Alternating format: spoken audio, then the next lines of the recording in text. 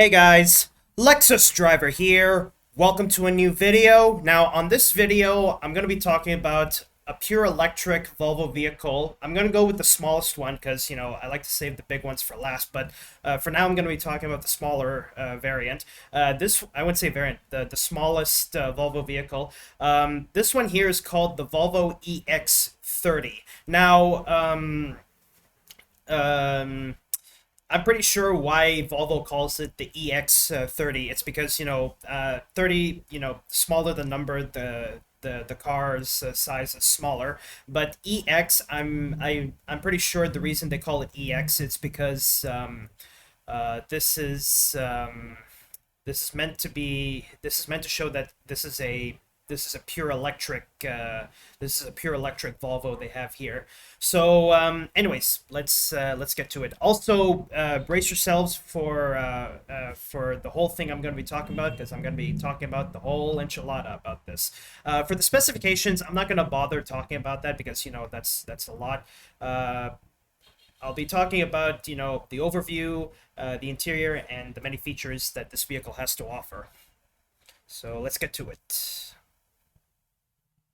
Yeah. Anyways, since this is a pure electric vehicle, you can see the design that the front grille, it's not really like you would find in a gasoline powered vehicle. It's because since this is a pure electric vehicle, underneath the hood you have a powerful electric motor, and I'm pretty sure the belly of the vehicle has a giant, I would say giant, has giant batteries to keep the vehicle going. And what I'll say about this is okay. Here we go. Let's delve into the interior. Now, the interior, since this is a pure electric vehicle, this is going to be totally different from your normal typical Volvo. But as you can see right here, they still have that. They still have the giant. They still have a giant, tablet-like infotainment screen, and I'm pretty sure, uh, I'm pretty sure. I'll have to look at another picture, but this is what your infotainment screen looks like. It's all in one based on the design. So everything, your climate control, your audio controls, navigation, Apple CarPlay, and Android Auto, they're all in one giant tablet-like screen in the interior. So interior, it's very simple, but given how simple the interior is, for Volvo, I can live with that. Like I can live with a very simple interior when it comes to a pure electric vehicle. Now you can see here, there's the most glaring thing about this interior on this Volvo EX30, there's no center console. I mean, I'd be lying if there was a center console, if you guys were talking about this one. But the most glaring thing about this is there's no center console on this vehicle. So you're gonna have a lot of storage space down here. You haven't sure you have an armrest right here, but given the design of this vehicle, there's absolutely no center console here. So it's pretty glaring, but I guess that's really how they designed this vehicle. So here's what the front looks like. Pretty futuristic. I do like it, and it's a really compact electric vehicle, so it's pretty cool. Like I do love this compact design of the EX30. Like it's really good. I feel like this is the best entry level electric vehicle, for drivers, especially hardcore Volvo drivers. So it's pretty small, like feels very entry level. I can personally say that this is really a cool vehicle for an entry level buyer. For entry levels who are very conscious about the environment and just want to be driving a pure electric vehicle, to be environmentally conscious. Oh, did that too fast. Here's the back, front quarter. This is actually my favorite view of the vehicle. I do appreciate this. Okay, this is what the front seats look like. Uh, the driver and the front seat passenger. Um, Oh, oh. Okay, so it's like a Tesla. Um, Another glaring thing about what I'm seeing right here. Let's see. Okay, here we go. I'll keep the view like this. The most glaring thing about this pure electric vehicle is there's no instrument panel. So, this really takes me back to to the Toyota Yaris because as you can see right here, actually, let me zoom it out a bit so you guys can see it. Okay, so this really takes me back to when Toyota introduced the Toyota Yaris. The Toyota Yaris was very infamous for their instrument panel being located in the center, and that's pretty dangerous considering that when you're driving. I mean, sure you have a clear line of sight when you look forward, but you would have to turn your head, to check your speed, and that's pretty dangerous. So this really takes me back to when this really takes me back to the Toyota Yaris. But apart from the Toyota Yaris, it's mainly more on like the Tesla because Tesla they actually did this before. I don't know if Tesla kept their patents, but I think given what I'm seeing right here, um, it's a bit like Tesla, but I'm pretty sure this is their own. This one right here is probably like their own patented design of the interior because every vehicle brand whenever they redesign a brand new vehicle or there's a brand new vehicle that they've introduced, they would typically keep a patent on their design, both the exterior and interior. So I have to say the interior is pretty simple, but since this is a pure electric vehicle from Volvo, I can live with that. Oh, so um, since this is a compact electric vehicle. As you can see right here, the interior you can only sit up to 5 people. I'm pretty sure as you can see, there's no center console. You only have like an armrest.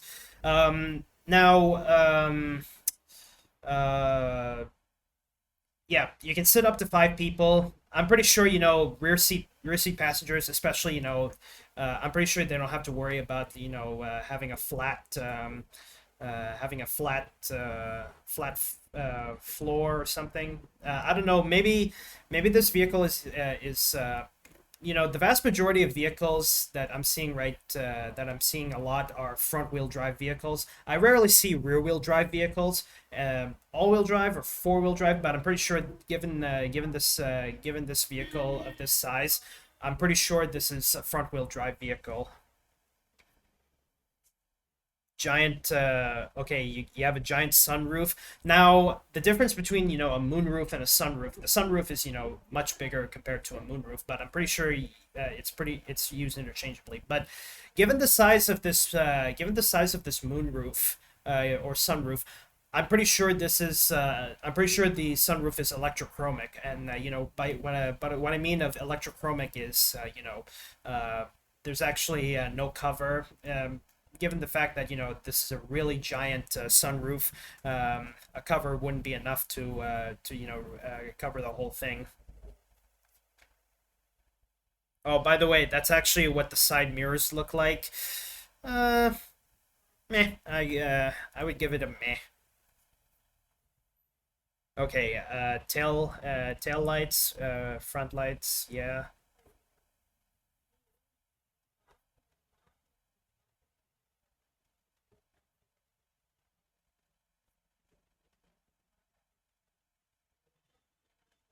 But I can imagine, a vehicle of this being a pure electric. I can imagine if this were front wheel drive, I can imagine, driving this vehicle, traversing like the national historic trails that you don't have to go through paved road that you can go through paved roads. You don't have to go off roading.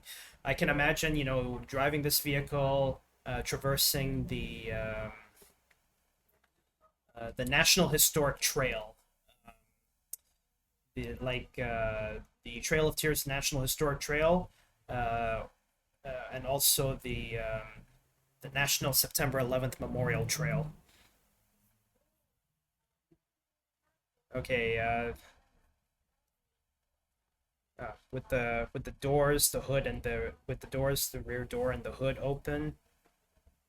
Given the size, I'm pretty sure you still get ample space for cargo, even if you fold the seats. Okay. Yeah. I'm pretty sure this vehicle is really perfect really perfect for for going outdoors. Yeah.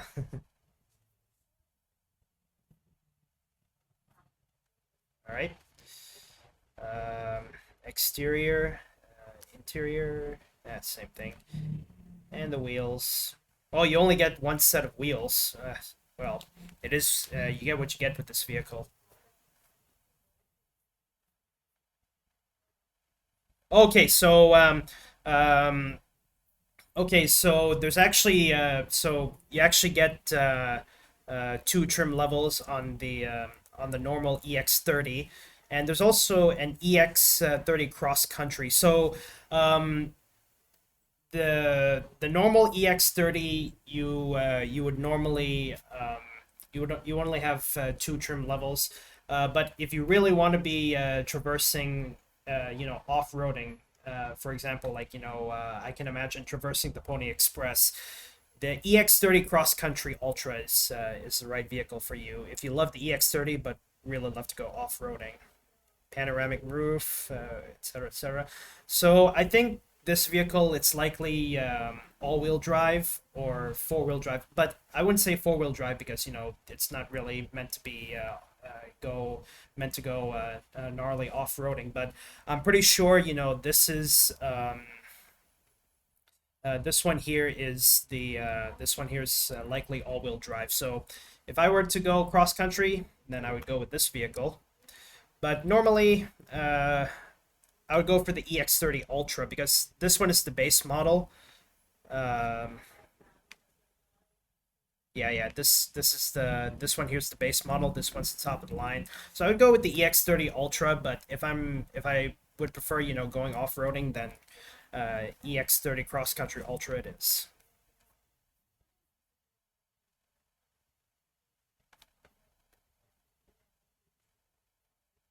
Raised ride height and twin motor. Okay, so it is all-wheel drive if you go with the yeah. It is all-wheel drive if you go with the cross-country model. So I would go with the cross-country model if I'd like to go off-roading, but if I were a city person, I would go with the Ultra model of the EX30. But I'm pretty sure this vehicle can really traverse the Pony Express if you go with the cross-country. All right, let's check out the interior. And then the specifications, even if I showed you guys, I'm not going to bother talking too much because, it's going to make the video boring. Okay, so this is what the interior looks like. Okay. Oh, wait. I wonder where's the ignition switch? Okay, so this is actually your shifter. Same principle as the Mercedes. To the point of resistance, past the point of resistance, and then a separate button for park. But I do love the infotainment screen. All the controls, navigation. So I'm so given the design of this interior, it's very simple. You don't have physical buttons. So all the controls are on the screen. So for a vehicle being pure electric, I can live with a simple interior. But I wonder where's the ignition switch. These are your steering wheel controls. The steering wheel controls, it's actually like just touch and press. Okay, so all right. So when it comes to windshield wipers and rear window wipers, uh, everything is on the left stalk, and I'm pretty sure this is the stalk used to operate the turn signals. So similar to the to old generation Cadillacs when they still have the column shifter. So this vehicle does have a column shifter. Oh, wait, what's this? Um, oh, these are your door controls. Okay, cup holders. So yeah.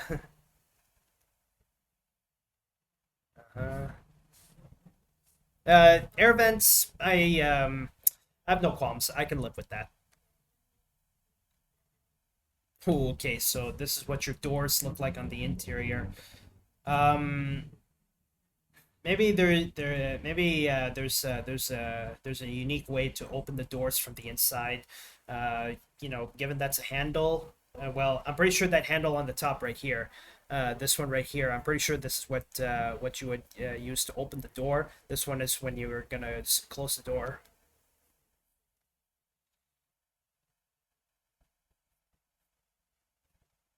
Yeah. Yeah, as expected, you can only sit up to 5 people.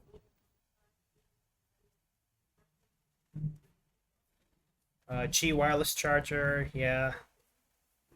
Oh, I wouldn't go too dark here. Unless you're living in a cold area and you need to keep it warm, I would maintain, the brighter colors. This one too bright, I would go with this one. Yeah. Oh, the cup holders actually pop open like that. Okay, you do have center console storage, Qi wireless charging. Uh, Oh, okay. So you do get a glove box. I'm pretty sure that's where I'm pretty sure that's what the glove box looked like. More storage space in the back. Looks like it's cup holders. Secret compartment. Yeah. Oh wait. There's one thing I want to observe before I move on.